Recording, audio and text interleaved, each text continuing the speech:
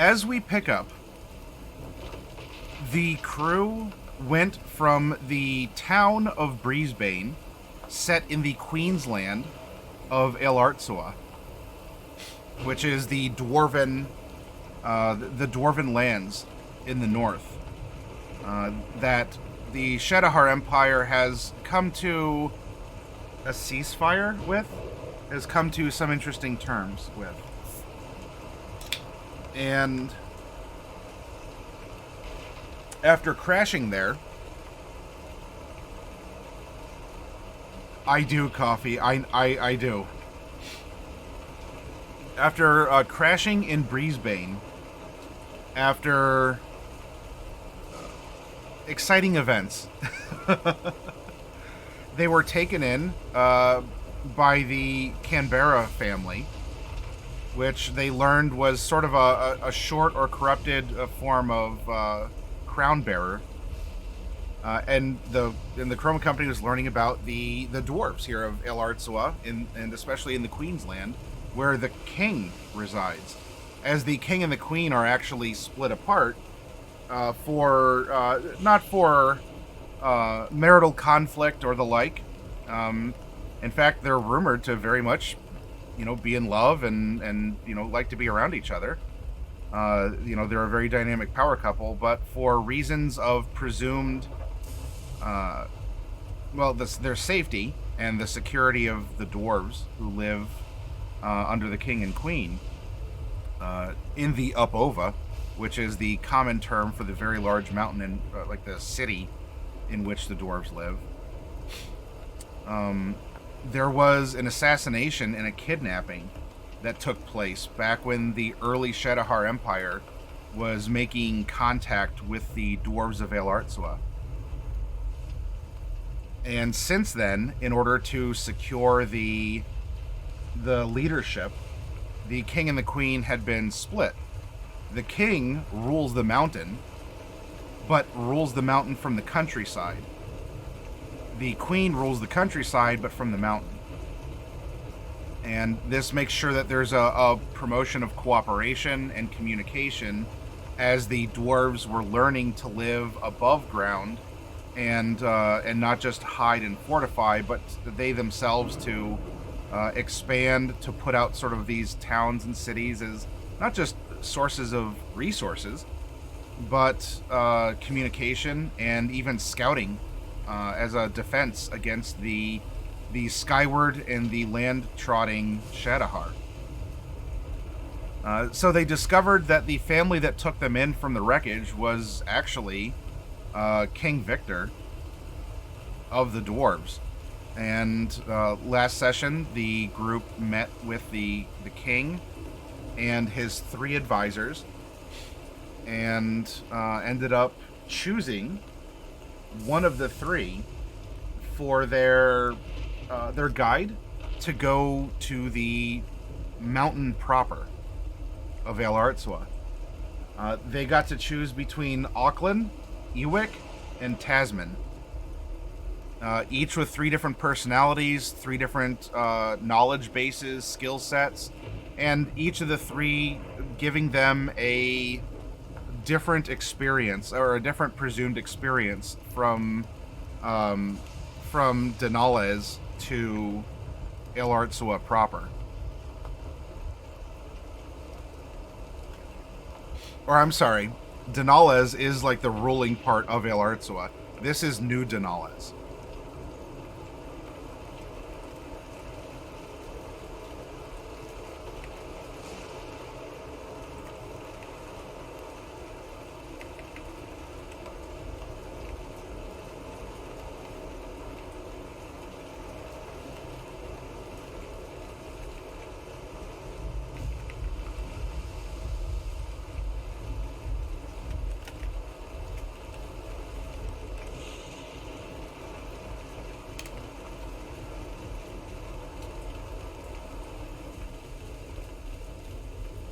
There we go. New Denales and Airship. The group was put in a countryside manor for royal guests of the king, who was holed up in the keep here of New Denales. and they were given transportation as well as a warning of not to use magic, because they are very much on guard for that. The Shadowheart use magic, and as there's a lot of tension and mistrust between the dwarves and the Shadowheart, and one of the best ways to know if the Shadowheart are up to something is if their magic detectors are going off. So they were warned not to use magic. After a very tense moment, they were given hospitality. When they woke up in the morning, it was still raining and things felt a little off. The group had discovered that there was a murder last night of one of the servants in the country manor. And for a while, like as they were resting after everything that was going on, that the guide that they had chose, Tasman, was already investigating, since he clomped in a bit of a more sour mood. He seemed to be the very gruff type. Informed them that there had been a murder, and it was suspected that it was a bogan, or as the Shadowheart call them in the common tongue, a goblin, that had done it. But not just anyone. One that the dwarves had been calling Mozzies, M-O-Z-Z-Y, as a reference to some kind of an animal that lives up there that sucks blood, known as a mosquito. But what they're calling these vampires are Mozzies.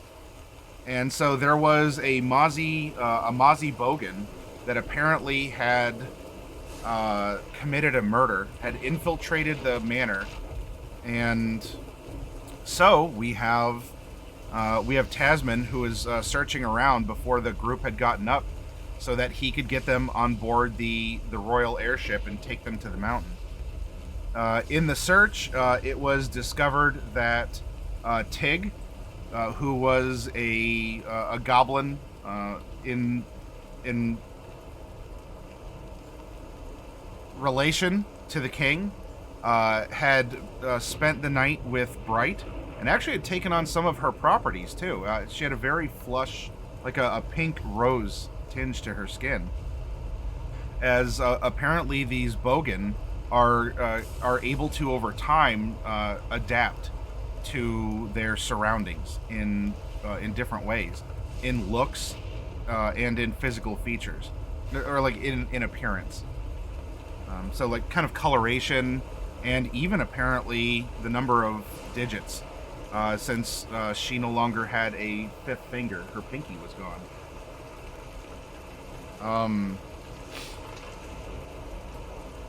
So, wanting to protect Tig from a very grumpy Tasman, Norallie used magic to cause the dining area to fall completely dark, and in so doing, some chaos magic also erupted, filling the dining area with fog. She flew up the stairs, grabbed Tig, and escaped, and flew to sort of a safer, out-of-the-way place in the village of New Denales, with Tig in tow. And it seems like she was noticed from the circling Imperial airship that had just been almost like a buzzard over a corpse. Just the governor of El Artsua here from the Shadowheart Empire, who even the king himself was rather afraid of getting into conflict with. Tasman, doing some cursory investigation, ended up saying, "I'm leaving and you're coming with me." The party decided to stick together, and so Tasman left aboard the royal airship, leaving the group behind in New Denales. And though the departing royal airship did seem to cause the imperial ship to start to go after it and away from New Denales.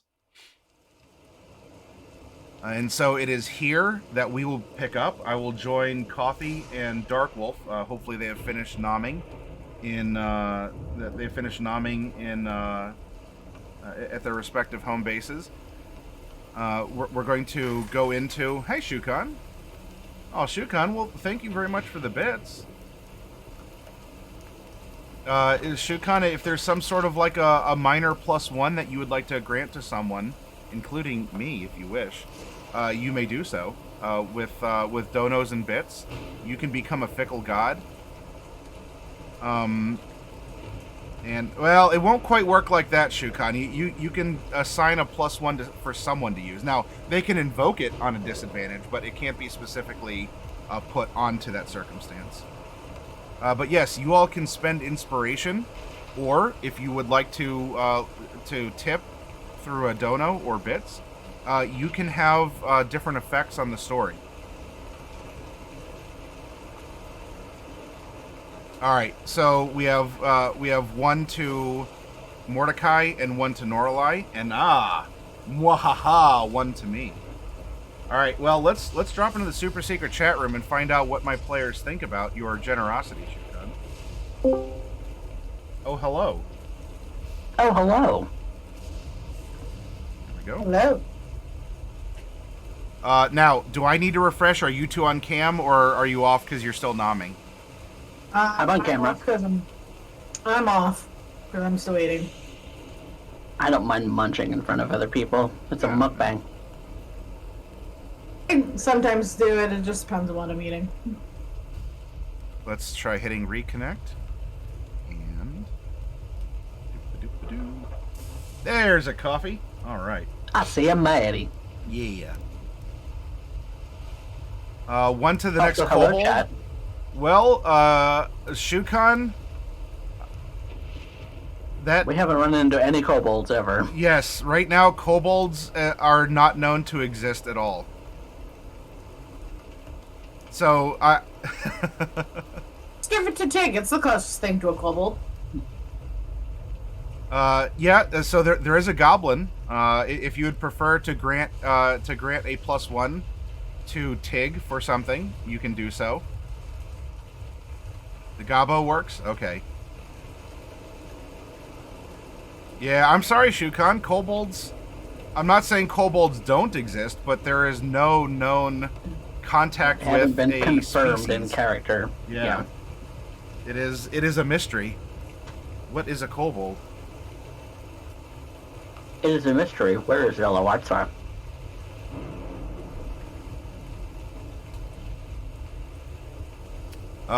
Let's see. I have... Okay. Yep, I do have the list open if you'll need to invoke it.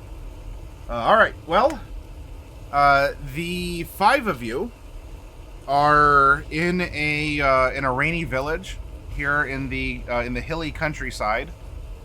And Tig is with Norallie. Norallie is in communication with Loki. And I believe that Loki, Bright, Mordecai, and Selene are together still in the manor. Mm-hmm. And right. so this is where we shall pick up then, as she is elsewhere, and you all are in this very lovely, very large house here. Pardon. Now, Fluffy's not here, although, I mean, I don't know if he's listening, but Bright did have Tiny Cypher as Peggy Sue sent out to investigate the blocked-off wing of the manor during everything that has been happening. But there was no... when we ended there... Peggy Sue... I guess Peggy Cypher... Cypher Sue? Anyway, was still out on recon, but beyond that 100-foot communication. So there's that is an extraneous consideration as well, because there is a actually we have a Tiny Cypher who's here too.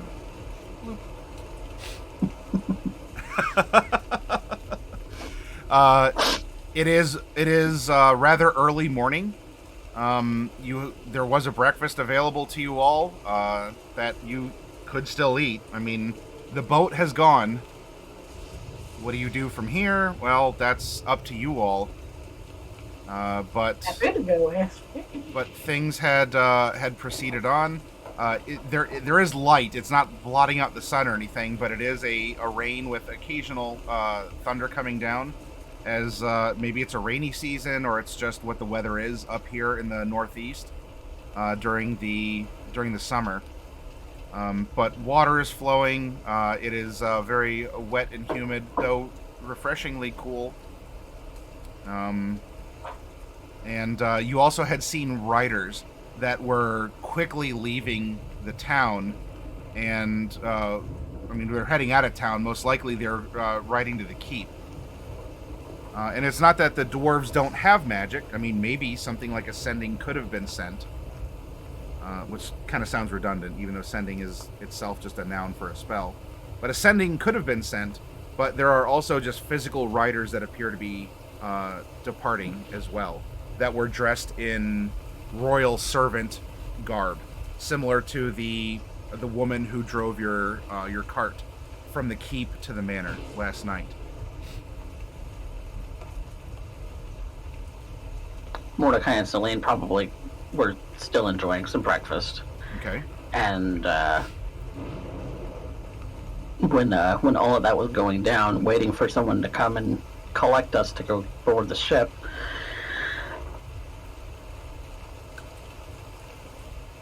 and then, Bright comes and informs us about what's going on, and Mordecai is just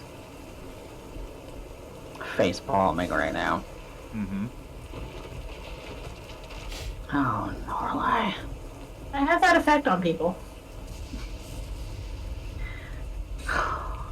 Jesus. Why couldn't Tig just stay in the village in Brisbane? Alright. Gotta start looking for her then. And so Mordecai's going to go and search for Norallie. Okay. Without using magic. Because he doesn't want to anger these people. They've been so nice so far. If there's anything in particular that needs to be brought up, I'll speak through Selene, but I'm going to put Selene's actions in your control, Coffee. Mm-hmm. So if you want Selene to go with you, or if you want to send her out in another direction or whatever, you tell me, since you'll be dual boxing your characters. Okay. Then I think what we'll do is we'll split up and agree to meet back at this house when at like midday to find out what's going on. Okay. And Before you guys were to split up, Loki would speak up. Okay. Hey, I know where she is. She's okay. Where is she then? Outside of town. She's hiding.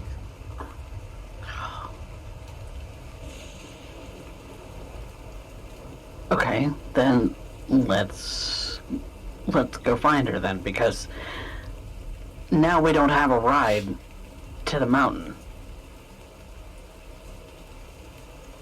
Well, there's worse things that could have happened.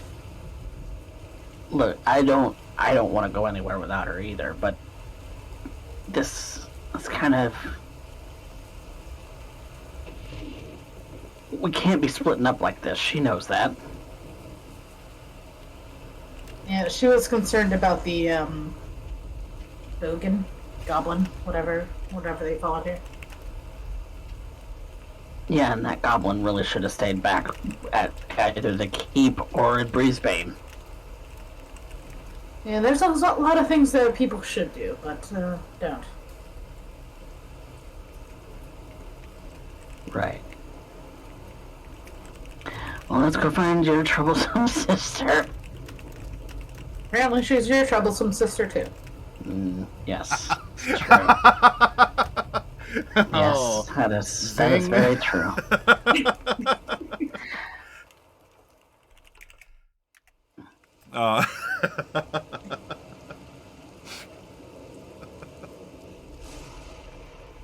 I can't tell if Loki's actually trying to offload some of the responsibility also on you, Mordecai, or... He might be. He might be. he's not the only one anymore. Well, then Loki is the one with firm knowledge of where she is.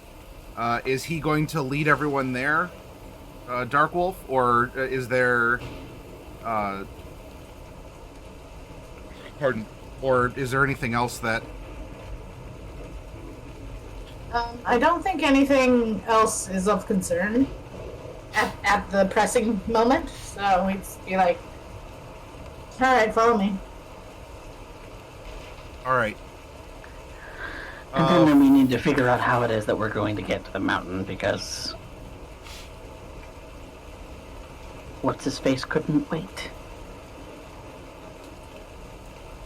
While we're waiting for Fluffy to load in to pilot Bright, I am going to say, because I think Bright would do this, and you all, I mean, if you don't think so, you can convince me otherwise. I think she would stay behind in the manor to investigate this murder, especially because Peggy Sue is gathering some information, and she just might be able to also figure out more about what's happening. If you really want her with you, I am not going to force it as a DM.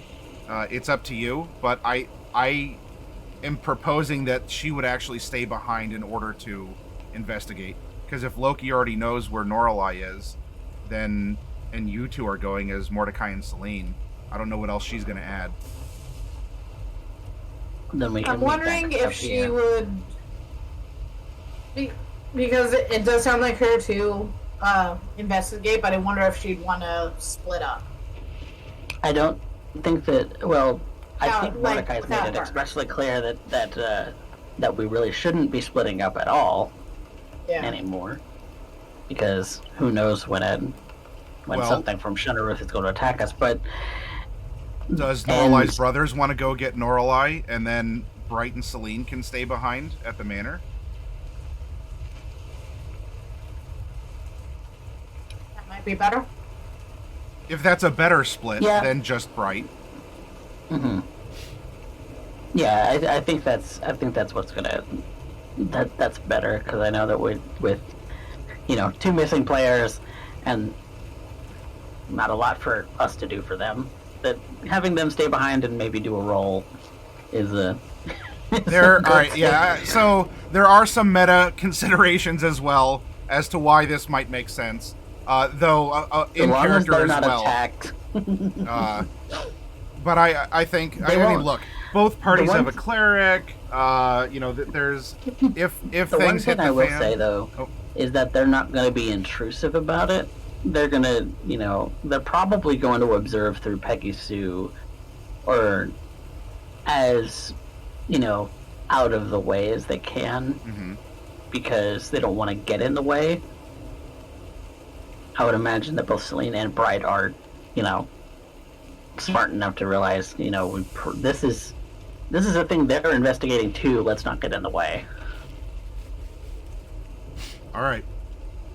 I probably assist them. Yeah. I won't run them as like, oh, I'm gonna look for clues. Let's fireball the place or whatever. Like that's. They're probably more going to assist the existing investigators than anything else. Okay. Well, if two people are going to run an investigation, these two are probably going to be really good for it. Oh, hey, there's a Fluffy. Right. Speak of the flame skull and she shall arrive. She's not in voice chat yet, though, so. Not yet, but soon. All right. Soon, TM. Yes. Well.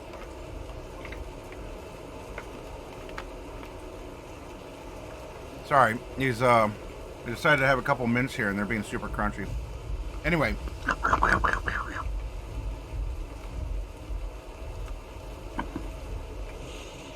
Mordecai, you have... It's not going to take you hours, necessarily, to get to the location where Norallie is hunkering down. Obviously, the weather is hampering you. And you could fix the weather if you wanted to, but that's really your call, because you're saying to yourself, no magic. Nope, no magic. Just enjoying the rain, actually. That'd be kind of cold, but he's enjoying the rain. During your time walking through town, is there anything that you would like to bring up with Loki as, like, look, guy to guy, or sort of as brother to brother, or as elder to younger, or what, any context? Do you have anything you want to bring up, or any questions, or concerns? Like, this is kind of a private time. The rain is providing a lot of ambient noise suppression, so it's not like, I mean, maybe you could be followed, or there's eavesdroppers.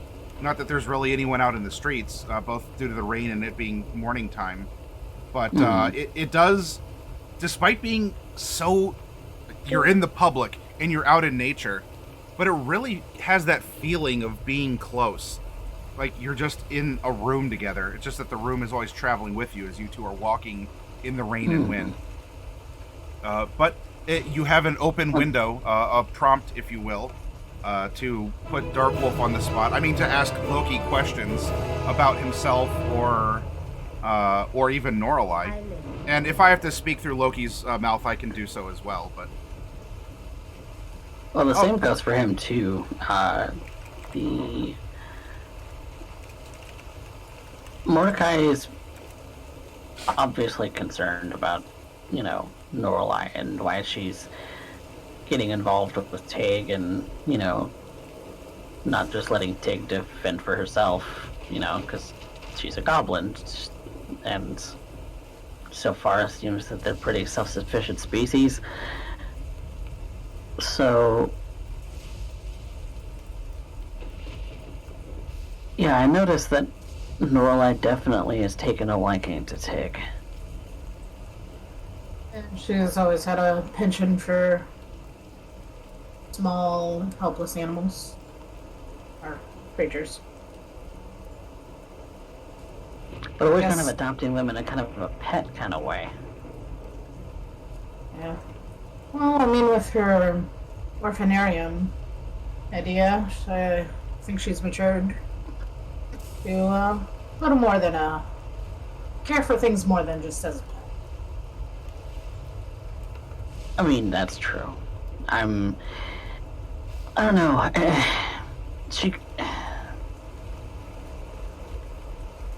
But every time there's a little thing, we can't be a pet collection agency. I should have seen her when she was younger. Oh. She had,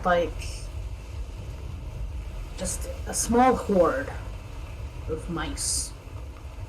A horde of mice. Small horde of mice. Unfortunately, Yori eats mice, so they one by one dissipate. Yikes. Luckily she didn't find out about that.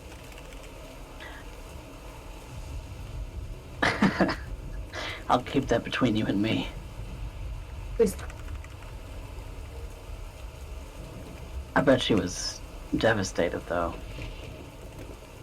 Yeah, so Mr. Halver, I just told her, things happen, things grow up and leave, or their time has come.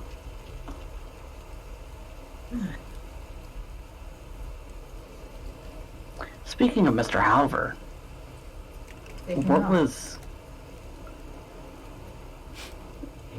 did he ever give you guys an opinion about what he thought about what's going on in the world? We didn't really get a chance to ask him ourselves. Might have to be more specific. He wasn't opinionated. He was very open. He's very learned. Taught myself and Norallie a lot.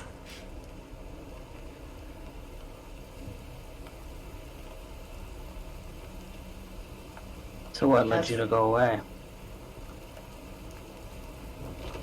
I wanted something that I couldn't have. So one day I went out to get it. Now I'm here. Time in between is a blur. A blur. I was hardly present for it. You don't remember meeting us on the highway between outside of Mask of Flowers? No, I remember your face. Did I sell you something? Lucifer's. Sounds familiar. If I recall, you were taking quite a lot of it to try and hold back whatever it was. I told my sister not to do it, and then I do it myself.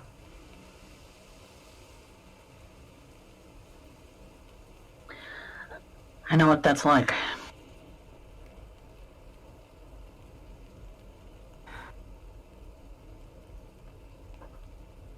Trying to escape what it is that's haunting you.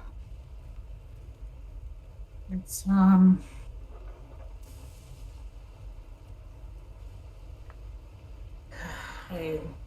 really only remember bits and pieces of my time between leaving. No.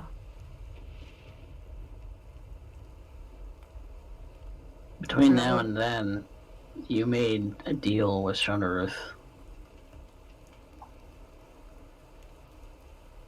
And then it might come to collect. You're still wielding power from it.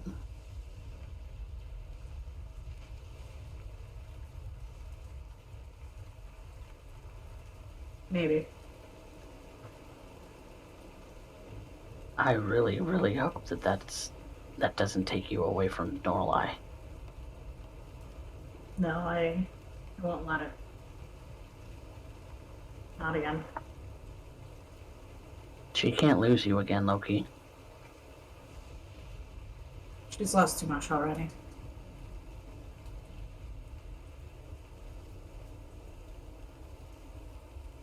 I don't know what I'd be able to do if that happens. I don't want to be the reason that happens. And I'm just being honest with you.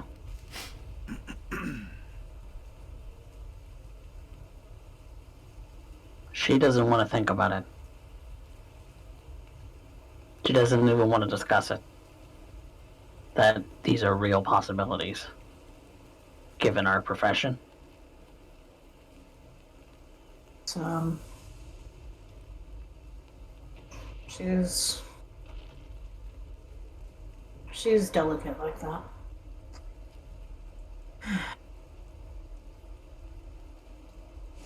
If something does happen to me, though, I want you to take care of her. Obviously. It puts my mind at ease. I love the little troublemaker. As do I. Almost on cue to that confession. Throughout the village, there's dung, dung, dung, a resounding bell. More powerful than even the one that was in Brisbane, though the one that would have summoned you. I mean, you were already at the community center. But this bell, maybe just because of the atmosphere or the valley or something, wherever it's at, it can certainly be heard, even through the rain and the low-lying clouds that are just creeping along like a fog in the uppermost parts of the hills.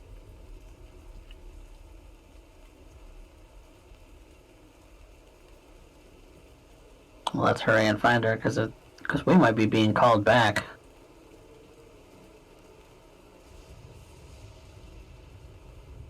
He's not far now. It certainly wouldn't be, if they have a custom of a noontime bell, it certainly wouldn't be that, as you had discussed getting back together by midday Not prior. midday. So it wouldn't be a midday bell. It's So too early in the morning for that. there might be something to your instincts, because there's either something else cultural going on, or it's a part of a religion that they don't seem to have, because there's been no overt form of worship that you've seen them practice. Let's see. We'll have a meanwhile, if we have a fluffy sheep on voice. Sure do. Hey, all right. Are you on cam this week? Should I refresh or no? Not yet. I just got here. All right, no problem. Maybe after the break. Okay, no problem, no problem. So meanwhile, and before the bell rings, Bright, you were going to stay behind in the country manor, since Loki knows where Norallie is, and so really her 1.5, arguably 2 brothers were going to go out and get her. And you had Cypher Sue or Peggy Cypher, or I don't know how ever you want to, if change Peggy Sue at all, aside from the cosmetic appearance of Professor Cypherius on her. She had been sent out into the discreetly cordoned off hallway that would go through the manor on the first floor to where I guess the crime scene was. So you said, well, you might be more useful if you just stay behind and investigate. And Selene was going to stay behind as well. Both safety and numbers in character. Plus, she's not a bad investigator herself. She's no wizard, but she has a lot of training in various disciplines. Plus, at least at the time, it was convenient to have the two of you together for if in case you were delayed or anything. So. But in and out of character, you were behind, and so we're going to flash back to now. If you wanted to give any parting advice or words to Mordecai and Loki, aside from okay, well, have fun storming the storm. We're gonna stay in the castle. Would you like to say anything to them before they take off, or do you want to just get into your investigation? I mean, you have to find her. I think it's better for me to stay behind. I mean, if Loki knows where she is, then yeah, you should definitely go together. Look out for each other and maybe get to know each other a little better. You both care about her a lot in the same ways, but it's also going to be different, and you just, I don't know. I think it's a good opportunity for you two. And Selene and I will stay behind and see if we can sort out how this all happened. Maybe put some of my old skills to use, you know? Yeah, but you have to find her. Promise me you'll find her. Of course we'll find her. Okay. All right. So then Loki and Mordecai start trudging off in the rain, leaving you and Selene behind in the manor. It is storming outside, but fortunately it is nice and dry and comfy in this very palatially appointed estate. By day, it still has a nice, even in the muted light of the rain, it still has some nice glimmer and gleam to it. As you may recall, when you arrived at night, the way that the fire in the fireplace was dancing off of objects in the in the main living room / kind of reception area, there was an intrinsic sort of art and beauty, so that the natural light projecting from the fireplace itself would create battles on a painted battlefield, or would cast shadows of people or creatures throughout. And now in the kind of the dampened light of a rainy morning, and even with the shutters to the windows closed, as it is storming, And who wants broken glass from a strong wind or a branch that's blown off? Even in the dim external light, that is accented by some candles and lamps placed here and there. You can see that there is just a beauty. It's a very subtle beauty, but it's as if the more you look, the more that you find. Otherwise, in your periphery, it looks nice. Everything seems to just look nice, but there is a nice craftsmanship in detailing, where you see some lamps in the hallway. And in fact, now that you're looking at it, and I don't even need a roll for this. Although it's probably a good thing that if you're the main brain, Bright, you have a very good perceptor with you as well, with Selene. But you see that the lamps that are lit aren't lit. Well, they're either hypocrites because they're using magic, or it's not a candle. There's no wax, and you also don't see a reserve of oil. But the lamps are lit, and they are burning. They also, Selene can, well, to an extent, you might even be able to reach up a bit, because dwarves are a little taller than you, but not by a lot. But Selene can confirm that they're providing heat. So it's not an illusion unless it's an extra special illusion that's providing light and heat together.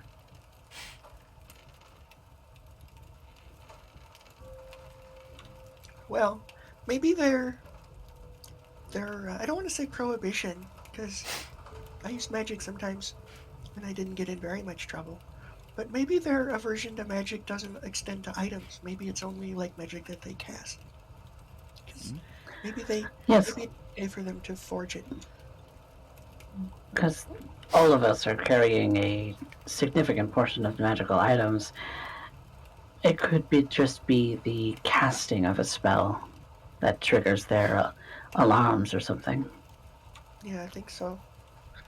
So, this is a pretty fancy thing that they have here, though. I like it.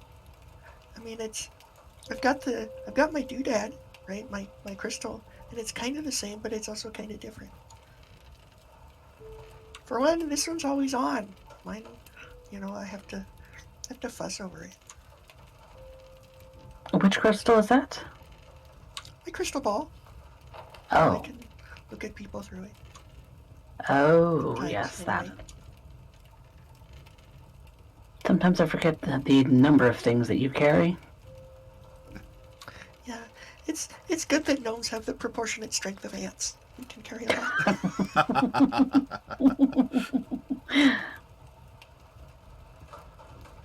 Or the proportionate strength of an equivalent 5'9" humanoid. Yeah, or that. As you're musing and talking, and you can go back to the topic, but I want to tell you that Cypher Sue arrives back to you during this conversation as you're sort of musing the lighting and seeing the shadows and the way that things shimmer around the dimly lit interior. So, how'd it go? This is kind of interesting. Usually I would just, telepathically ask Peggy Sue. But maybe the right thing to do is have the Cypher formerly known as Peggy Sue. I'm not sure. Maybe he can just tell us. Indeed I can, Bright. Though, I will need to retire at least for a little bit. Beyond the things that I saw down in the hallway. And I'm presuming that you're in a quiet, an out-of-the-way, offshoot room or something for this conversation. There are still staff about. I mean, they're not necessarily armed, but if you're trying to be polite or not overt in your investigations, there's a quiet aside that you can have. I am going to have to retire at least for a little bit. My own ability to maintain the link is I can still do it, but there's just not a lot left, and I'll tell you, Selter's not doing so well, Bright. Yeah, I know, we're a little bit delayed. What, what's the thing we can do to get her at least safer? You said she needs to feed, correct? She does, and quite frankly, Selene, she's dying. She has no energy, and her body's been torn. The fact that we're able to just sort of be in a minimal hibernation mode is... There's a reason that I can't be with you, both to hide and that it takes the least amount of effort to at least project myself onto an energy source that has already been manifested through you, Bright. But... Yeah. So the fact that we're delayed is only going to make things worse. Selene, is there anything you can do for her? I mean, I don't know. I can attempt something, but I'm not sure what it is that I can do. I've never done surgery on a ship before. Well, it might not be surgery, it might be... I don't know. Remember how, in your book a long time ago, you explained how to, like, transfer life essence from one place to another, and now you and Mordecai do that? Is that something that we could do for Selter if we had to?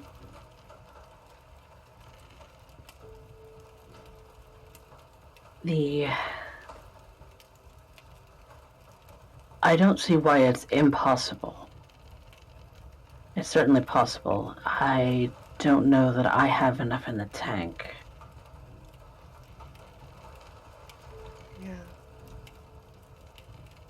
Because then I would have to go back to Mordecai and take more from him, and I'd rather not do that as often as possible. Is there any way you could teach someone else how to do it, so it wouldn't have to come from you? Well, any creature that is like myself, in that the life essence of others is what fuels us, is... You can take it from anyone. A small amount from it, this person and that person. That's what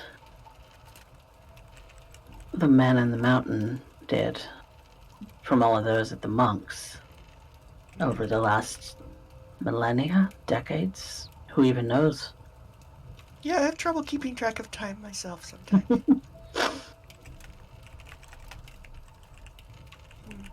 Same with Raphael. Yeah, but Selter's not like you and Raphael. She's She kind of like you, but she's a little different. She just needs... She needs things. Yeah, and power, really. Not just life. Well, the physical devouring of sustenance is what gives normal humanoids power, obviously. And she needs to sustain herself on valuable objects. It's what she's always craved, correct? Yeah. Yeah, it is. Well, we might have to... I don't know. We might have to sacrifice some of our items to her. I mean, I don't know what else we can do. Maybe to stem the bleeding, yeah.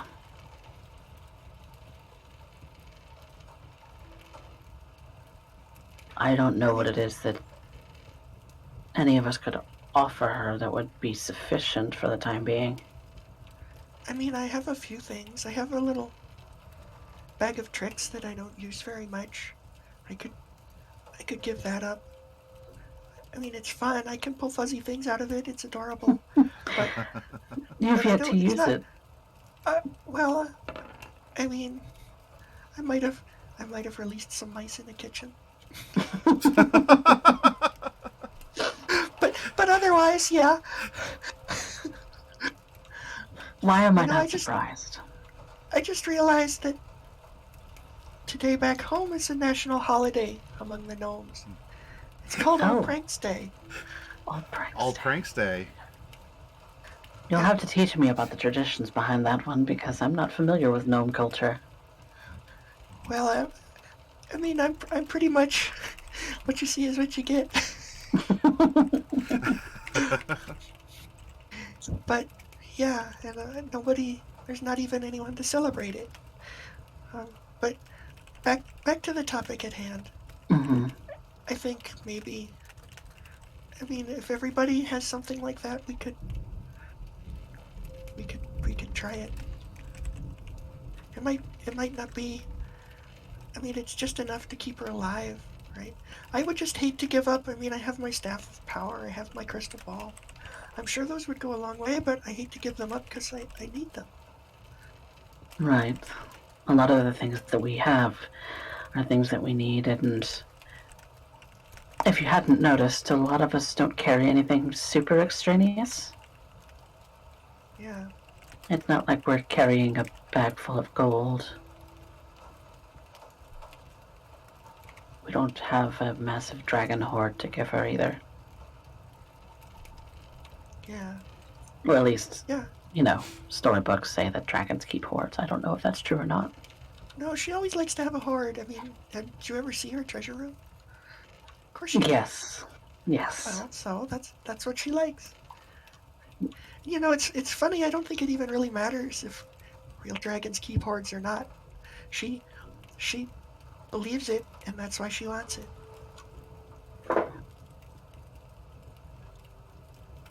I believe that, speaking of beliefs, says Tiny Cypher, that I should report to you some of the things that I saw, because I believe that I cannot stay here for too much longer. And you see that his image flickers a bit, and you see the real Peggy Sue kind of peeking out from between the blinks of the professor's projected image. Okay. So, Well, oh, go ahead. oh no, I was just gonna tell you to go ahead. I Okay. was just gonna say before you, before you go all, help me. You're our only hope. Yeah.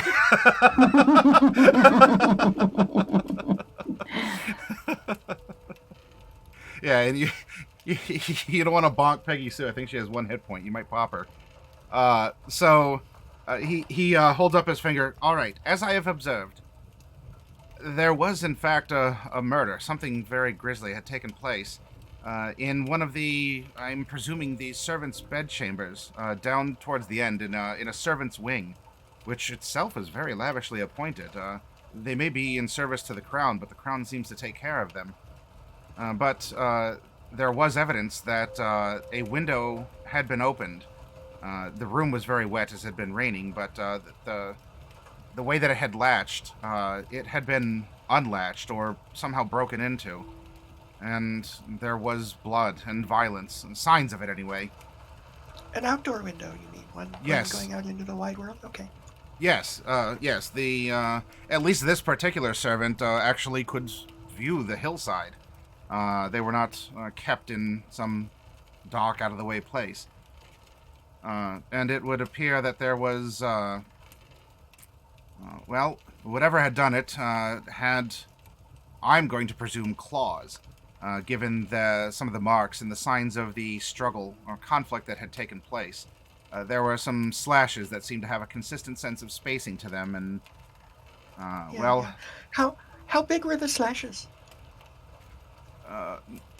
If you had claws, Bright, they would be about that size. So it was a smaller creature, thus backing up Tasman's, I'm gonna presume, a presumption on his behalf, that it was in fact a bogan. That's awfully presumptuous of you. Well, I am double presuming, I understand, but I'm following procedure and I've stated my presumptions, and now you as my peer reviewer can take that with a grain of salt if you wish. Yes, of course.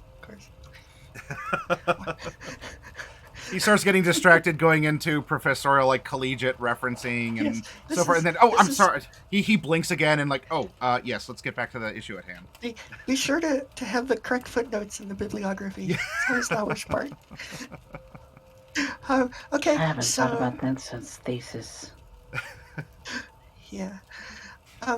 Okay, so could be a goblin. I was hoping they'd be the wrong size and it would turn out to be a wild animal or something. But it could be goblin. But the good news is we know for sure it's not Tig because they came in from outside and she was already inside. Plus, I don't think she has claws anymore because look, she's got how many scratches? Did you count them? Was it 3 or 4? There were 5. Oh. It seemed to be a full 5-fingered hand with claws. And also there was, well, would that I could say it was just one person who was murdered, but there was either 2 who were staying in the room or perhaps one of the servants was visiting the other. But there was another. And this one, well, the body showed some clear evidence of vampirism. Oh. That's unfortunate. That's not good. Yes, the blood wasn't just from the battle, it would seem. And I can tell you that there was some destruction in the hallway, either coming into, well, probably going out of. Though the evidence of where this assailant had gone, I was not able to determine, at least not in this particular form. So it's possible that it somehow recalled itself somewhere magically. It was able to very, very skillfully sneak about and cloak its presence after the altercation had taken place. Or go back out the window whence it came. Possibly. It might have seen that there were people coming down the hallway and it decided to make tracks. Unfortunately, with the rain blowing in all the water, the room itself is soaked, so footprints are not exactly indicative of direction or time. Or, and dare I say, but in the sake of thoroughness, the Mozzie, as it was called in question, may still be in this manor. Wait, why do they call it a Mozzie? Apparently that is a nickname that they've given to a Mosquitoes. type of insect here called a mosquito, and it is just their way of Right, calling it like a mosquito, but not a mosquito, as they suck blood. Boy, this Dwarvish dialect is hard. It's almost as hard as actual Dwarvish. I would agree. And that's about, and he kind of blinks, all that I can, and really it ain't, point, peep peep, you have a bird now. Okay, hi, you're a lot cuter now than you used to be. You can sit on my shoulder again.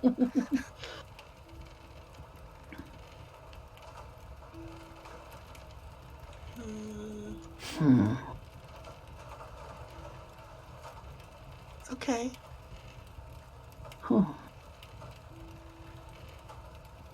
So vampires are afoot. Yeah, vampire goblins, I guess. That's kind of weird, but I guess it makes sense. I mean, maybe the vampires changed tactics. Maybe they decided they wanted to... I don't know. I don't really know why they would do that. I guess once the non-undead Shadowheart were able to infiltrate and occupy Mesomaska, maybe they felt like they didn't want to do vampires anymore and they instead deployed them here, maybe? It's a change of tactics? Someone who... I don't know. Because after all, we know the dwarves are kind of under their thumb, but they're also not exactly loyal, right? They don't really like them. So maybe infiltration would be the way they would approach that. It could also be, theoretically, possible that this particular vampire was starving.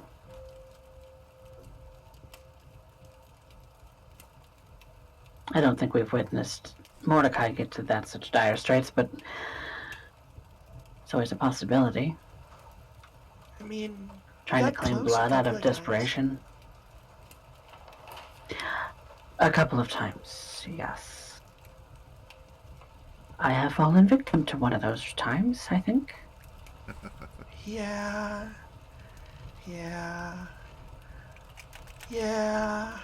Okay, at least I didn't get stuck. Okay, so I don't know what to.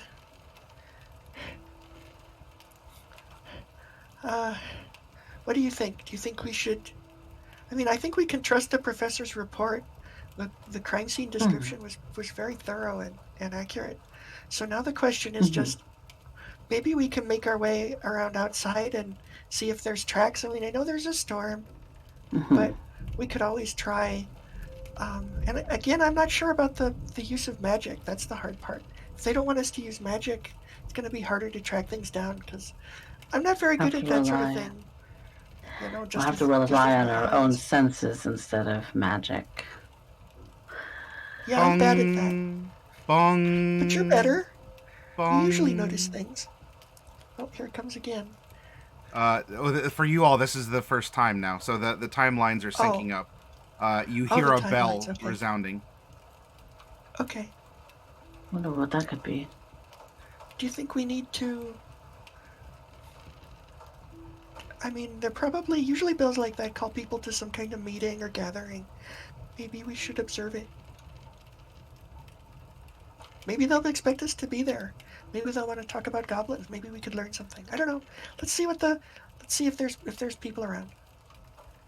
Yes, because there's not much that we can do here for now. Okay. Peggy Sue, would you go outside and fly up almost but not exceeding 100 feet? and let me see what's out there. Given the parameters, Peggy Sue will go and flap away to a vantage point up to but not exceeding 100 feet from you. Another thing to consider, Bright, is it might be possible to switch up Seltzer's diet, but given the state that she's in, she might not take it too well. You mean like vegetables? Because they're pretty good, actually, once you get used to it. Well, yes, I would agree. But she's more... It's more that she needs to consume biomass and treasure and, you know, things of that sort. And perhaps there's a way to shift that to a more... a less draining source on the world at large. But that would take time. Well, we don't have a lot of time. But We don't. I mean, making it a permanent change would be good because it's going to be really hard for us to reconstruct a horde like the one that she had. You know, she spent a long time just basically being a pirate, really, to gather all that, and we don't have time for that. Well, not just because really being a pirate, she devoured all of it. Right. People and all. Yeah, well, I don't like to think about that part. Devouring whole villages is kind of what the Repeltless did. I know, but there's just a lot of devouring going on, and I'm tired of all the devouring. Tired of all the taking. Do you suppose it's something that you could do with Zuviwo? Like, get her onto a more sustainable diet? Do you even know how you could do that? I don't really know. Well, that's a topic I've not communed about. But I can certainly try.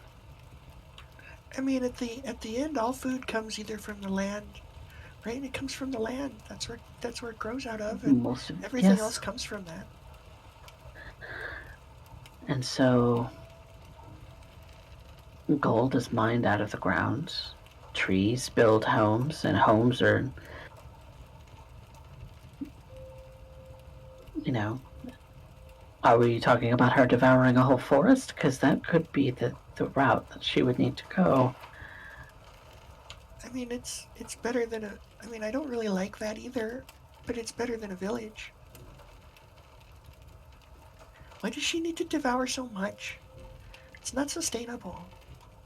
It really isn't. But some kind of stopgap measure needs to happen, otherwise she's going to die. And potentially go into the grasp of she who shall not be named. So if that happened, what would happen? I don't know. Would it be like a big power surge for Weejass, or would it give her indigestion? How does it work? Do you know? I honestly would have no idea. I don't even know what Selter is anymore. If she's a creature like myself, then possibly could see a surge in Weejass's influence. Then again, like you said, could potentially give her indigestion, and that might actually be something in our favor. Seems like we should try to find a way to get this answer. It seems like something. I mean, well, I could always contact other plane, but it's against the rules, and also, that always funny things come when you do that. Bright, you're getting a psychic. Oh, okay. I'll answer the psychic phone. Okay. As you look through Peggy Sue's eyes, there's no one out and about. I mean, maybe not. It's a rainy morning. People probably weren't out anyway, but make an insight. Actually, this isn't so much about perception. This is more about a feeling. As Bright or Peggy Sue? As Bright. You're looking through her eyes, Oh, but okay. this is your 19. You're getting a feeling of something is off. Is even though it's not like there's a bustling marketplace that is now empty. It doesn't just look empty, though it could understandably be why. The outside, looking down the main street, at least as best as a 100-foot advantage could give you. Looking through Peggy Sue's eyes, it feels empty.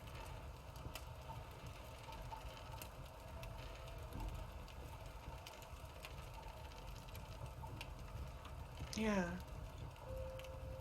And in fact, to help back this up, you even see that there's... Now that you're getting this feeling, looking through...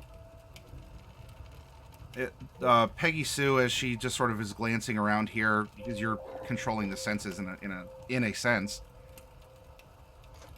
it looks like someone might have been out and was carrying an umbrella, and it's just sort of blowing away. There's no person there, but there is an umbrella, something that seemingly is necessary.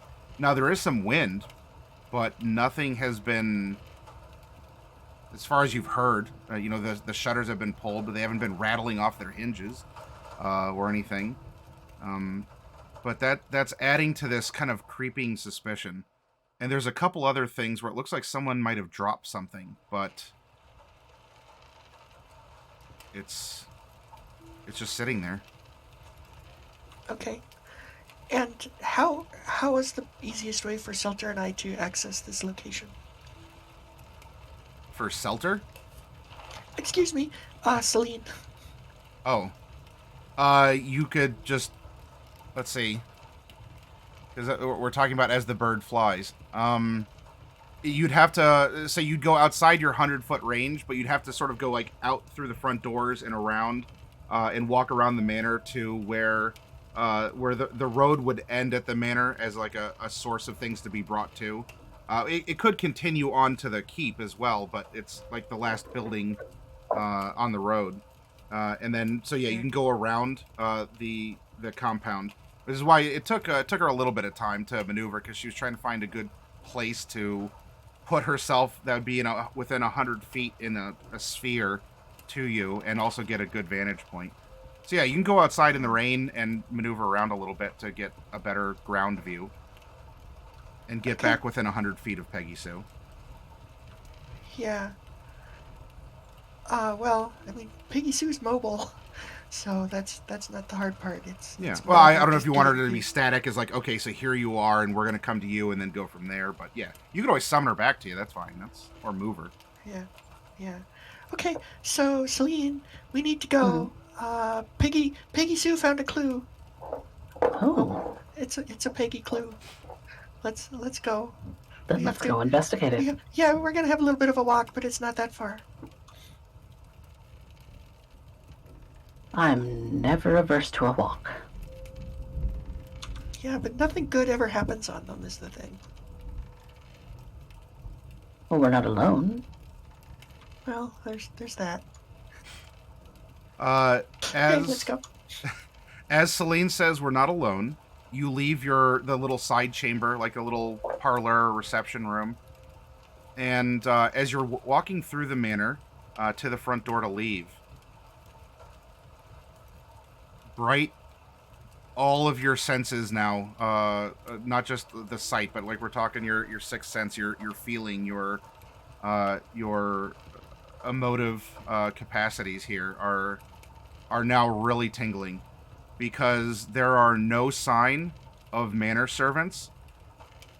Now, things haven't been dropped. It's not like there's no pools of blood, but if someone was carrying something, it looks like it was just set aside. There's no signs of anyone in the manor. And the manor was, especially on the first floor here, was bustling with activity, as there were, cooks and people preparing for the day's business, and, people who would be cleaning, et cetera, et cetera. And what we'll do is, you're on your course to leave. Selene, of course, says, well, we're not alone, leaves, finds that you're alone, gives a hello, and it's on this hello that we are going to now cut across the town, and in fact go to its outskirts. Norallie, at this time, you have been out, not in the wilds per se, but you're on the edge of town here with Tig. It's been raining. You know that your brother is I'm coming immune for to you. rain, so. Yeah. This is actually perfectly fine for you. It's just a nice temperature. And a distant bell has been rung, Mhm. and then it stops. But I don't know. You and Tig could be talking about whatever, or just enjoying this moment. And our jump off point here, if this were more like a comic book, would be the Selene hello to you hearing someone approaching your location. And if not you can say hello if you want. Otherwise, it would be Tig who would do so. But is going to give a hello? Question mark. Do I see who's approaching? No. There's no visible sign, but there is the sounds of like some kind of the stereotypical, like the twig snapping, or just some underbrush that is rustling, and even through the rain. Although maybe because of your skills, as you can control the wind and you have it blowing in a particular direction, or the fact that there's not rain in your bubble is not suppressing the sound as much. So you might actually have a little bit of an advantage to hear things better, because you're not competing directly with the rain falling around you. But you do hear that there is someone out there that is not immediately visible, but there is movement. Could be an animal, could be a person, but this is our one hello to another. So no one's saying hello to me. This would be me having to say hello. This is Or you Tig as saying Norallie or Tig with an artistic hello from one side of town to the other. Okay. I wouldn't say anything, so Tig can say it. Sure. Tig's ears perk up, and she, hello, and she's kind of like leaning in a direction because it seems like, well, Norallie, she might have heard something. Tig, do you see something?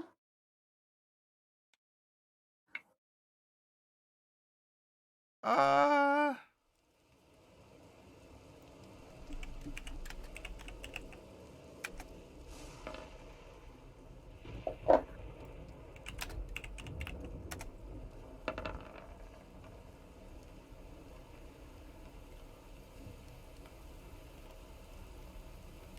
don't see nobody. Though I heard someone out in the brush over there.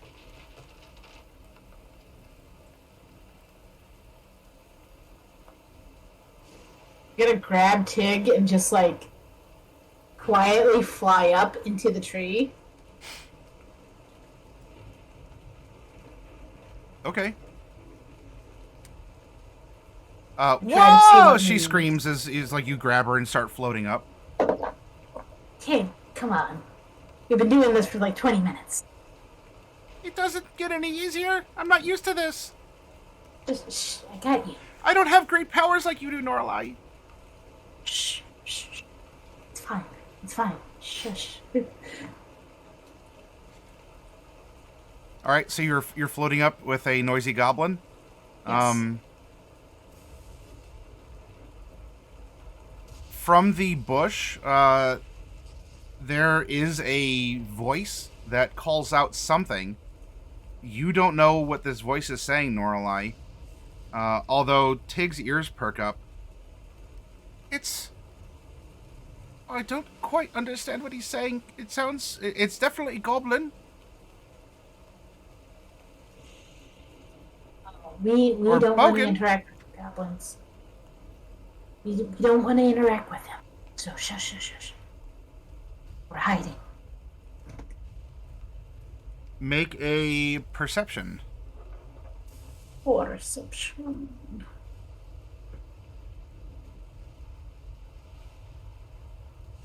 Okay. You can't see any details through the rain that is coming down off of your bubble, as well as that's just sort of ambiently falling. Plus, the clouds are a little low on the outskirts here, as it's a fog or just a low-lying cloud in the hillside here. But there is a small person who is walking out from the brush. And is holding holding an arm and walking with a little bit of a limp. And there's another rah, rah, rah, cry of something. And it's walking towards where you two were. Alright, Tig, just stay quiet and maybe it'll go away. He's hurt. Do you see? Look at the way he's walking. I don't have anything to heal though. And he might be one of the ones that did the murder. And we're trying to not be with them because we don't want them to think that you did the murder. Oh, is there nothing that can be done? I don't like to see that suffering. And the figure continues to walk to the space that you're at and is kind of looking, and it's taking its foot and kind of like prodding around because the grass is now wet, but it's not quite as sodden here if you're just sort of camped out in a bubble. And it seems to be a little confused. I don't know healing stuff. I don't know how to help.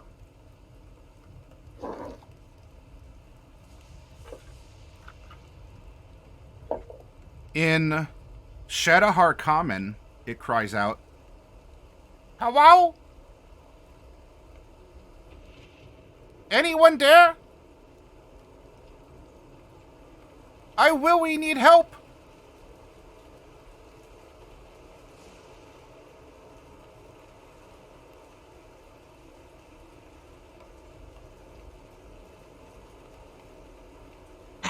Okay. Who are you?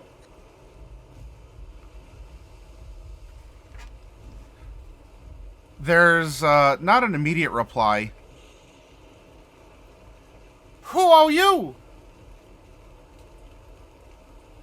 You talk I funny. asked first. I'm from a faraway land.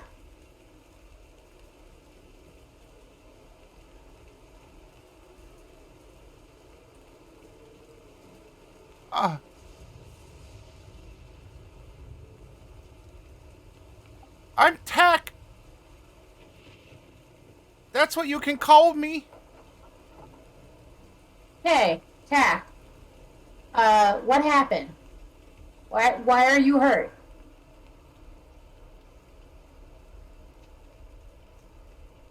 Was attack? Tack was attacked? Yes.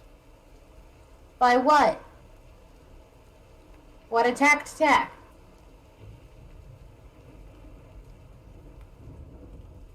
Dwarves. Why did the dwarves attack Tack?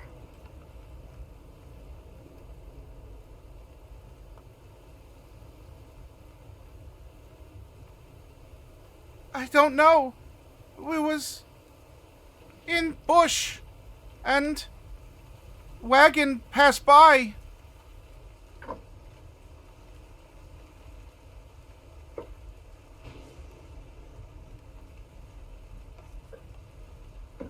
When were you hurt? Last day.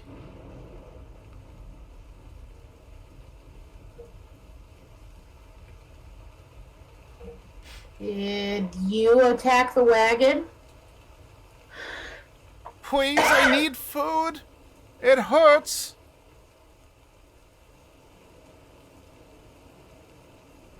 I don't have any food on me at the moment. I can come down and try to help, but I don't know too much, but you have to promise not to hurt anyone. Does your friend have food? Tig, you're not holding any food, are you? And there's after that question, there's something shouted out presumably in the goblin language. Tig is trying to understand, but she doesn't really speak her own people's language. And then you ask her that question. There's no food. I can try to help you with your injury, but I don't have any food. Please. Come down and help. It hurts. Jack, are you alone? Yes. Promise? Yes. I promise. Okay. Tig, you're gonna stay up here in this tree, okay? I'll come get you down in a few minutes, okay?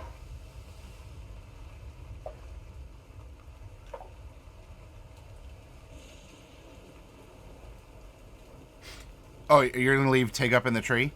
Yes. All right. I'm letting her know. Tig on a Okay, stay in the twig. tree. Gotcha. All right. So you're going to descend down. Yep. All right. Gonna hop down.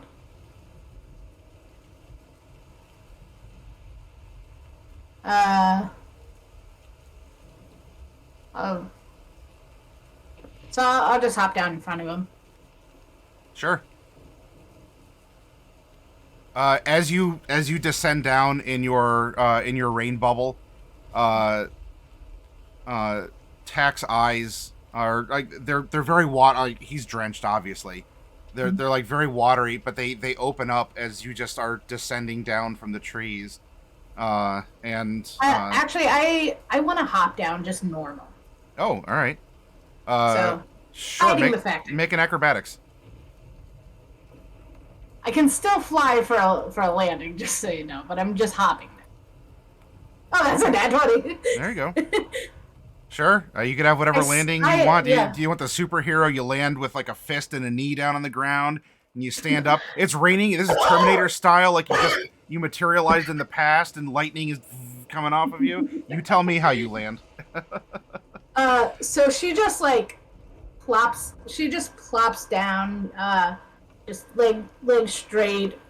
Kind of does a landing pose. Mm-hmm.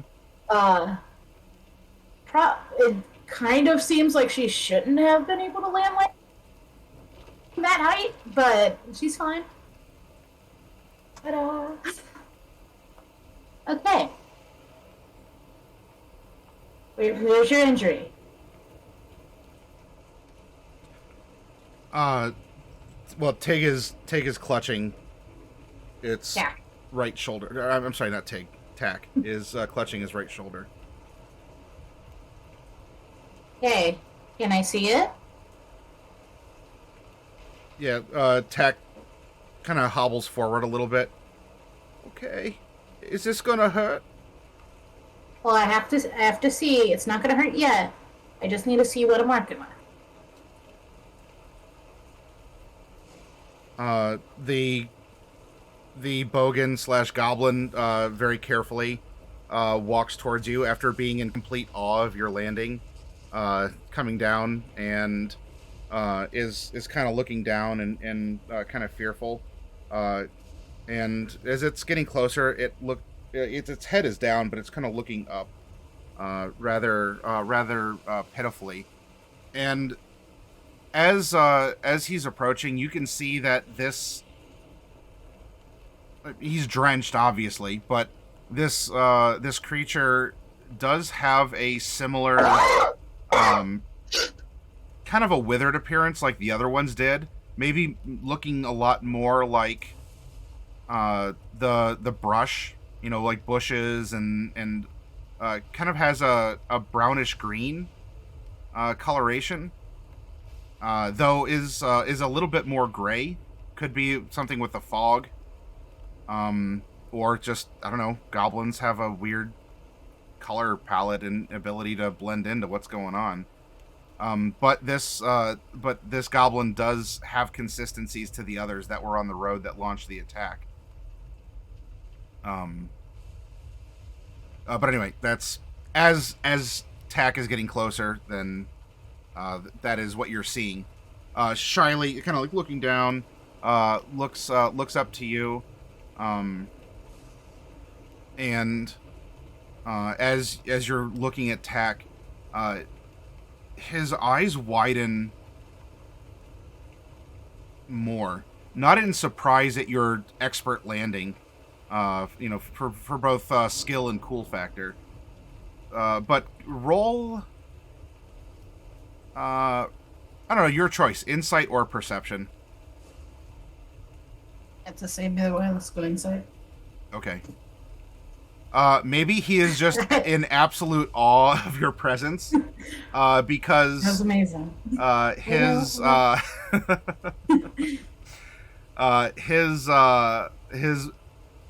face just like lights up in proximity to you here. But very quickly, the goblin shouts, "Look out! Monster behind you!"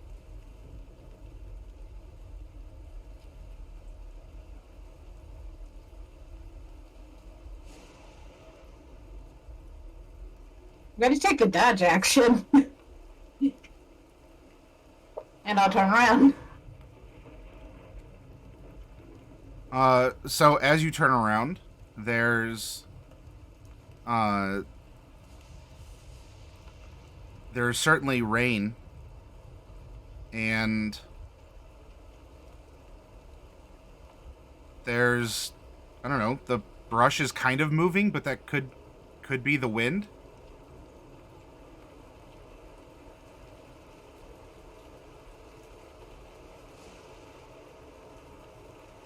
So there's nothing behind me. And as you say that, because you turned around, there is in fact a monster behind you. See, Mordecai and not Norallie, Mordecai and Loki.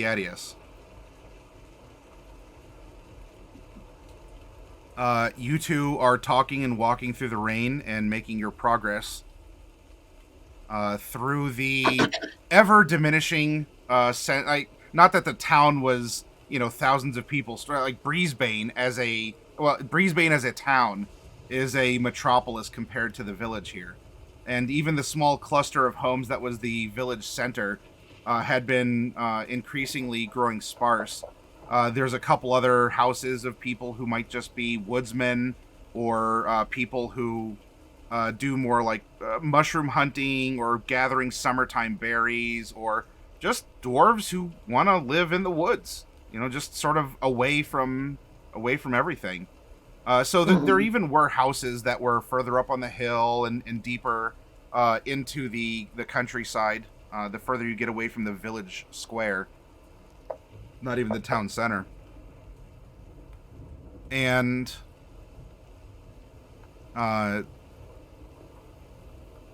through the rain and the conversation that you're having, which, by the way, what is the current topic as you have continued walking past the bell tolling?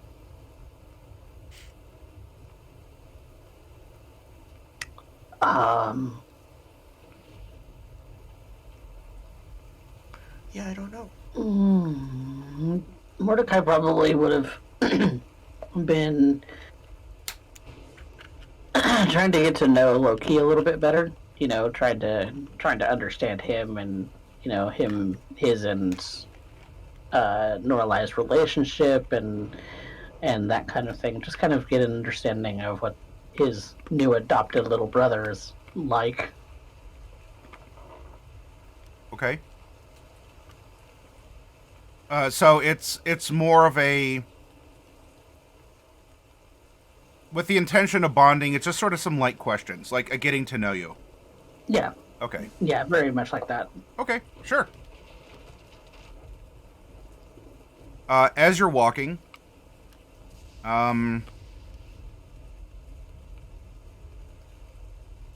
Loki stops, and he even he taps you on the shoulder as you're, because maybe Mordecai, you're asking questions, just sort of like, you've been following Loki because he apparently knows where she is. You're kind of going along with the topic, and he taps you on the shoulder and has you stop, and he says, "Did you hear that?" Hear what? Norallie, I need you to roll initiative. I'm just going to point out that I have the Cloak of Displacement, so your attacks are going to be at disadvantage. Bloop. 16 is my initiative. Okay. One moment.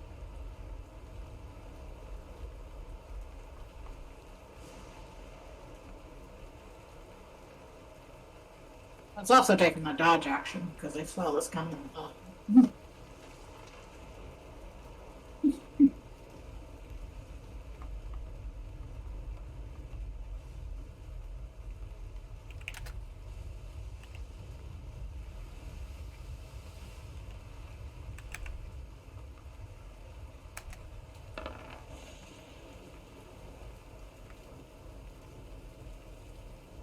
All right.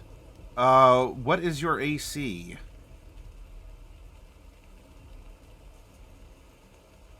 Is 15 at the moment. All right. So despite the displacement, the monster behind you lunges, extending his right arm very flawlessly. That dirty little liar. And this thing goes to leap on your back, does so, sinking its claws, all 5 of them, into you. Oh, it's about to take some damage.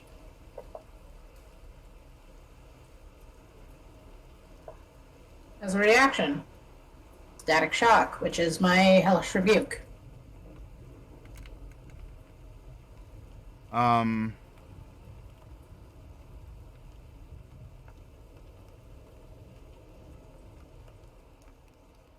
Is this?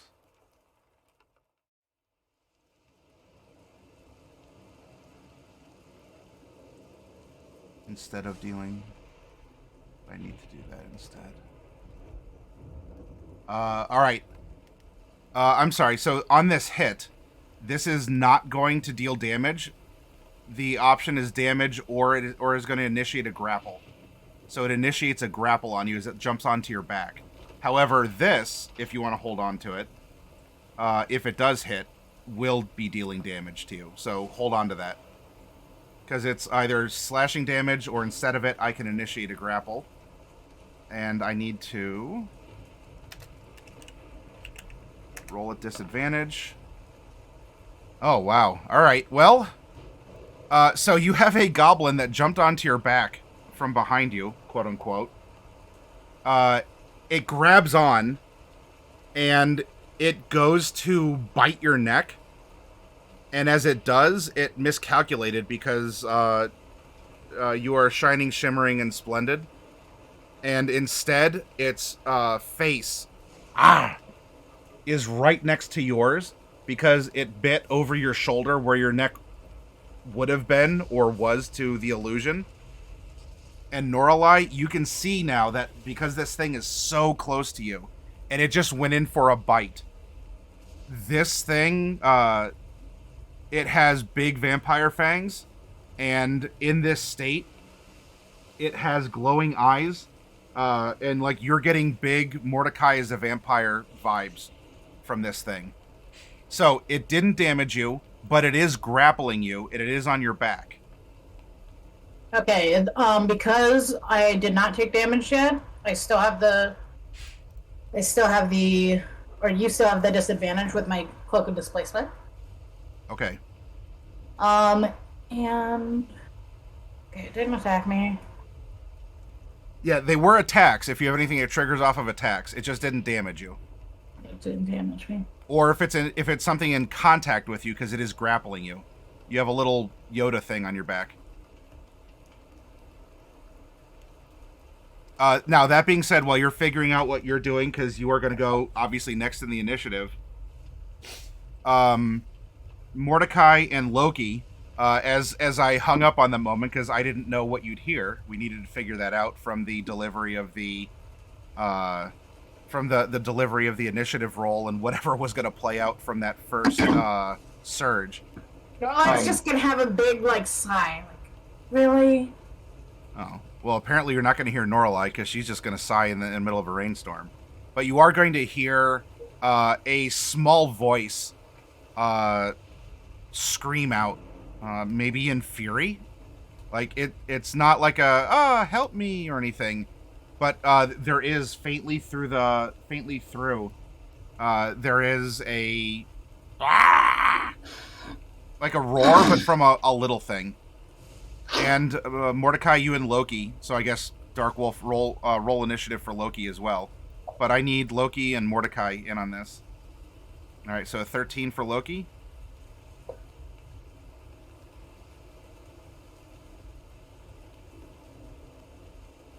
Excellent, cleric speed. We don't have to change anything. It writes itself, everyone. The initiative is exactly as it should be. So you are some distance away. I mean, you're close enough to be able to hear a scream in a rainstorm.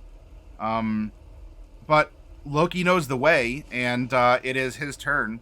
So, Dark Wolf, what would you like Loki to do? Now, nothing can be seen, so nothing can be done off of sight, including targeting or, well, I don't know if he has a teleport. I thought Norallie was going first. Oh, I'm sorry, yeah, you said that you're sighing, and for some reason that filled in my brain like, oh, that's what you did. I mean, it could very well just be you are so unfazed by this, that you actually take your full action to assert dominance and simply sigh pitifully at this thing. But if you want to do something else, then go ahead. And I'm sorry, and then it'll be Loki. Loki to go. Yeah. But it is clinging onto your back.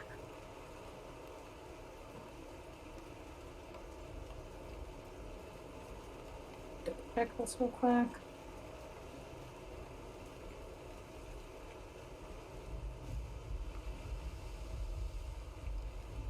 I'm gonna cast Thunderwave. It's 2nd level. Okay. I need a save, or else he is thrown back 10 feet.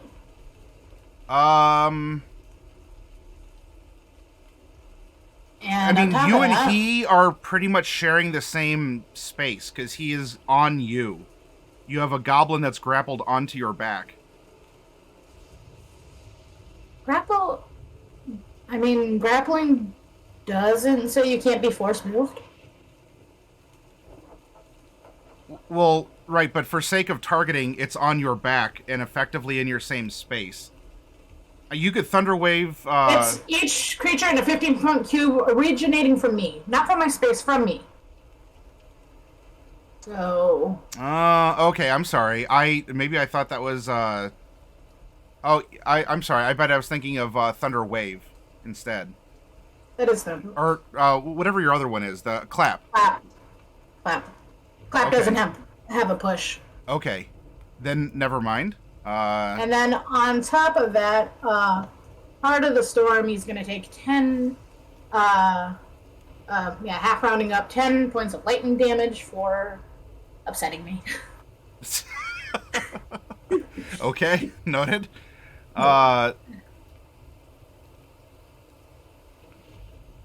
Constitution saving throw. Let me...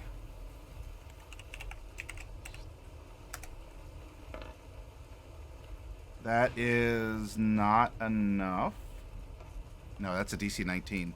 That is not enough, so it will fail the con save. 2d8 thunder.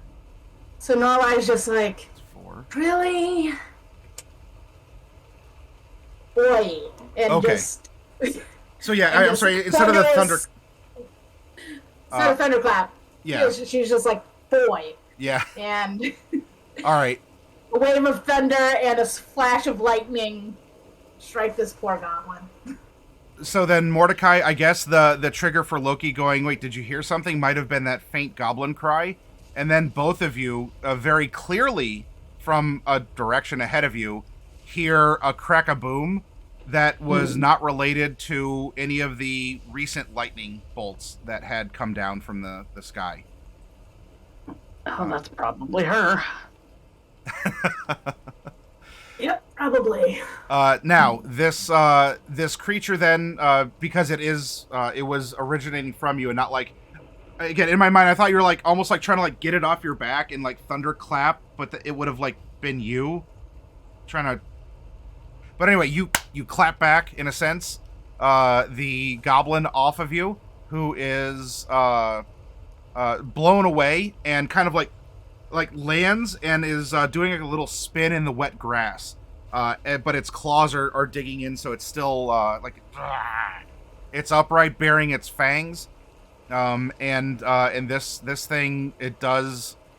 I mean, maybe there could be something that could have the goblins look very fangy and toothy, but Norallie, you spent enough time with Vampire Mordecai. This thing is absolutely giving off vampiric vibes to you. Tig above you gives an IE scream, and now we have Loki, and then we have Mordecai. So Loki, you hear a thundering from ahead of you. You can't see anything, but you must be close, as Mordecai got the free action to say. If he moves his 30 feet speed, is he able to see anything? Not yet, no. Oh, jeez. He's just gonna dash, though. Sure. All right, he dashes ahead. Is there any sort of special movement that he has or you're using, or is he's taking a dash? Just a dash. Okay. Well, wait, how much rogue did you give him? Can he dash as a minor? What? Can he dash as a bonus action? I'm sorry, it's a bonus action, not a minor action. No. Okay. Okay, so 60 feet instead of 90. Hold on, actually.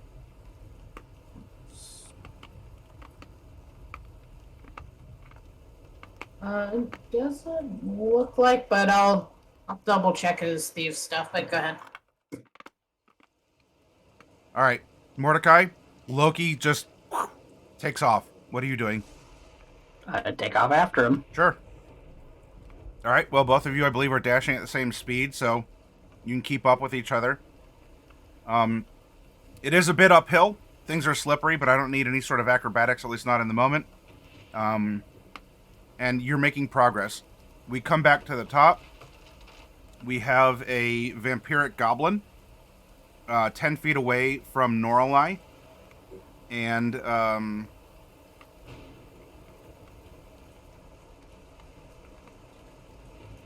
it is Oh, actually, yeah, he should be able to dash as a bonus action. With cunning action. So yeah, he's zooming. all right. Then by that, Mordecai, Loki is further ahead of you by a little bit. Fast boy is fast. Yeah. In the rain, I'll say that 30 feet apart is, like, if it comes to anything, you can still kind of see his silhouette, but he would be getting cover, just like if you're attacking an enemy or something, they'd be getting cover through the rain as well. Now, with the goblin being 10 feet from Norallie, there's no cover that's happening there. But it stands up, and its body has taken the damage, though Norallie, probably due to it being vampiric, these were tougher than the ones that attacked you out in the wilds. Because that alone, in your confidence, or overconfidence, should have been enough to scare it off, or at least put it down. And it is still up. Though it looks at its body, and it seems frustrated. It shouts something in Goblin. Tig apparently knew it was a bad word, because that's what she shouts down to you. Was that it was a bad word. And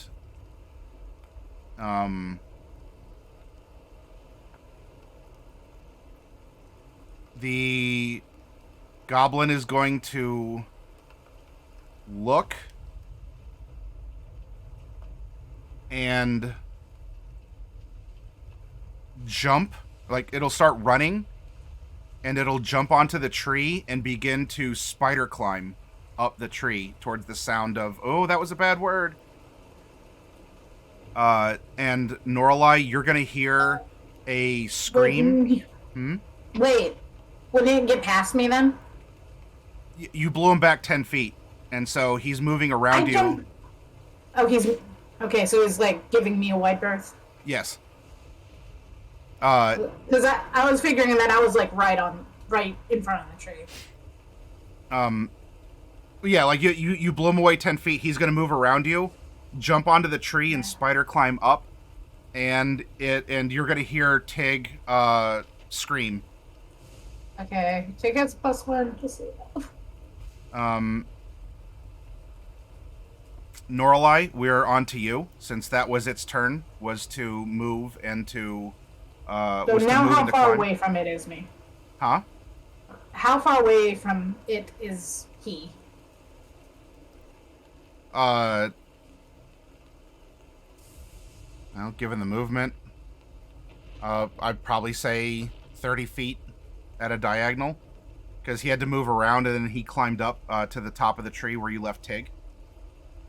Okay, So that would have used his movement and his action. Yeah, mechanically he didn't get to attack because he had to use his move and his action to get up there, but is close enough to Tig that caused her to scream. Okay. How far off the ground is he? He is 30 feet off the ground. Like, you're at a diagonal, and we're doing 4th edition diagonals where diagonals are not hypotenuses. So... Okay.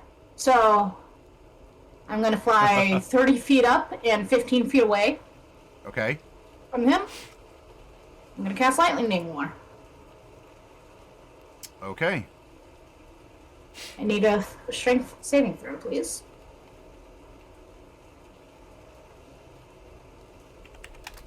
Strength. Okay.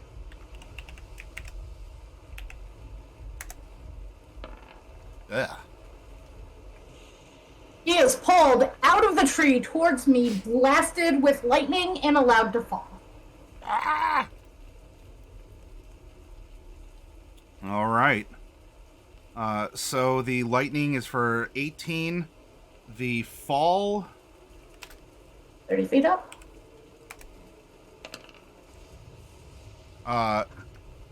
The fall, Norallie, he lands with a really sickening crunch. And, like, one of his arms is probably, like, popped out of its joint as it's facing just the absolute wrong way. In fact, we'll use some poetic license, it was his right arm that apparently is now injured, even though it wasn't before. Loki. Loki can move, and when Does he just, like, run up and then just sees a goblin splat in front of him? Yeah, so Loki will be running up, and you're 30 feet up and 15 away from the tree. He will be on the scene. He'll probably be, I don't know, we'll say about 20 feet away from the crumpled goblin. That is still, it's still saying something, like it's muttering and kind of twitching. And then he can look up and see you there, sort of fluttering, Norallie. What's Loki gonna do? So I should finish that off.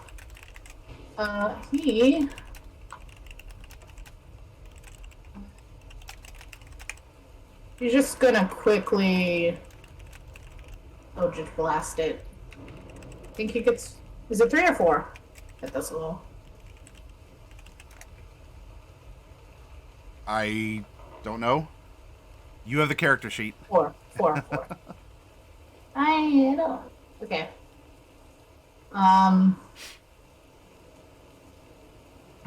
20 feet away from it. So... His Eldritch Blasts are just tentacles that just fly out, grab the creature, and pull it. Sure. All right.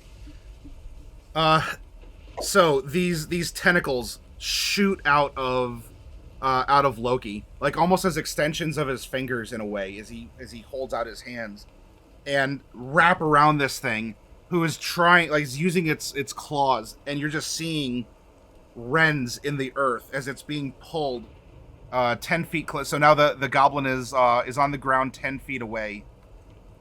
Well, although these are rolls to hit with the Eldritch Blast. So it is a prone target, so these are at disadvantage. But I do need you to roll to hit with each of them.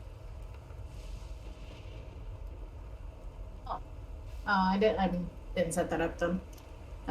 Magic Missile auto hits, but Eldritch Blast you have to hit through a die roll. I'm just gonna roll a d20. Yeah, yep, and we'll take them in pairs. All right, first one misses. Second one, what's his modifier? That's probably gonna hit all the same. Yeah.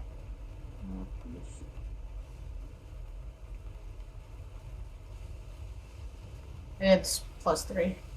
Okay. All right, 2 of them hit.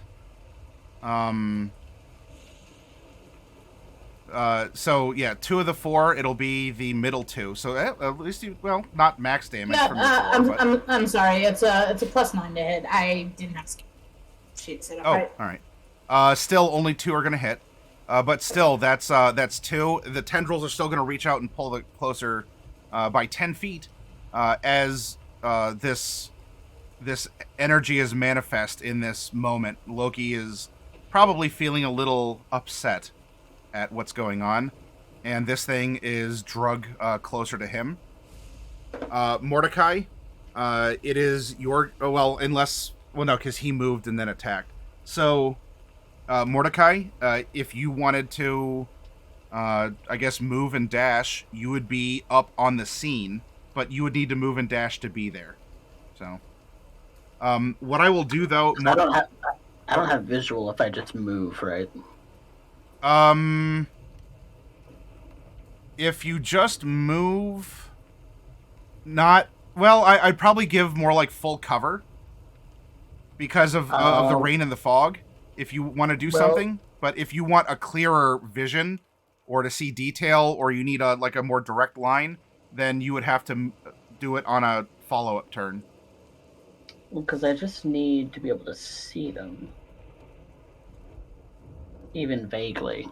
Okay. I was going to do a sacred flame. Okay. At the target that Loki's attacking, because I don't know what's exactly going on. Okay. I will... Yeah, that's fine. You can try and target it on the silhouette that's there, that you're seeing. DC 22 deck save. Yikes. Which he's prone. I think he'd be disadvantaged. He is, yep. All right. So the area lights up, and Mordecai, make a perception as part of this as well. Okay.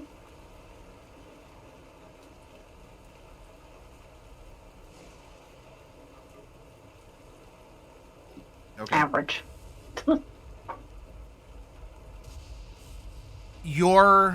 So what you would see is there's a vague outline through the fog of a creature on the ground, and your attack goes off, and there's a light that's also sort of bouncing off the fog. In the moment, you would not see Mordecai Loki's spell effect. No. Okay. So you wouldn't see that he just shot these tendrils out and drug it closer, or the look on his face, or if he muttered anything. Like, you saw the target, you hit the target, which is, I mean, baseline what you wanted to do. But any little things, details like that would be lost on you. Not that they can't be confessed or discussed later, but in that moment you didn't see what Loki just did. Fair enough. So as the light dissipates and the goblin is drugged closer, we would come back to the top, and it has ceased to move. Which Norallie then it would be your initiative, and this crumpled thing. There's a bright flash, black tendrils wrapped around it, and you can see the drag marks where it was trying to cling, trying not to move. So there are drags in the grass and in the wet dirt, like the mud, but it is not moving in the immediacy.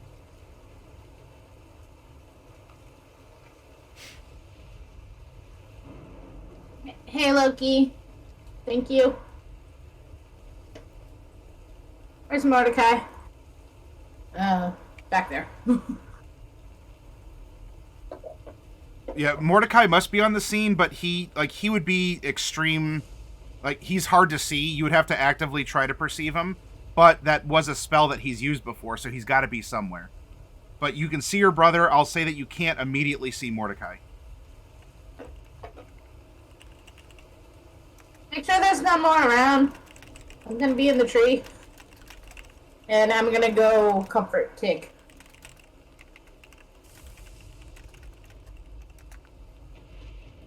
Okay, so you're gonna float up and comfort her. Yep. What's Loki gonna do? There's a still goblin at 10 feet in front of him, at his feet. He's gonna pull out his weapon and check around and see if there's any more creatures around. Okay.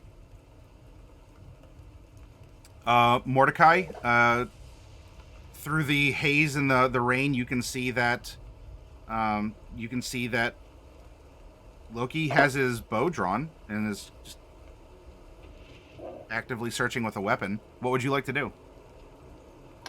I heard Norallie say something like that, so I'm gonna do similar. I'm gonna be checking the vicinity for Sure. other ne'er-do-wells. Ne'er-do-wells. All right. Then what we're going to do is we're going to take a quick break with you having secured the area.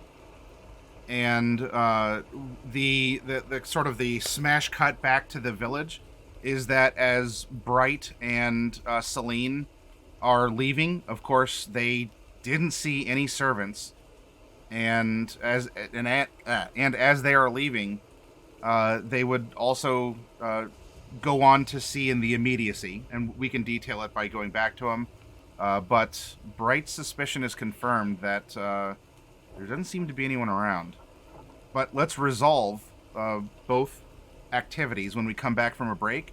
For everyone out there, thank you for stopping in, lurking. Yui, thank you for showing up here. We're going to be on break for 5-10 minutes, enough to do what we got to do. And we'll come back and solve this and find out what's going to happen next. So, see you soon, everyone.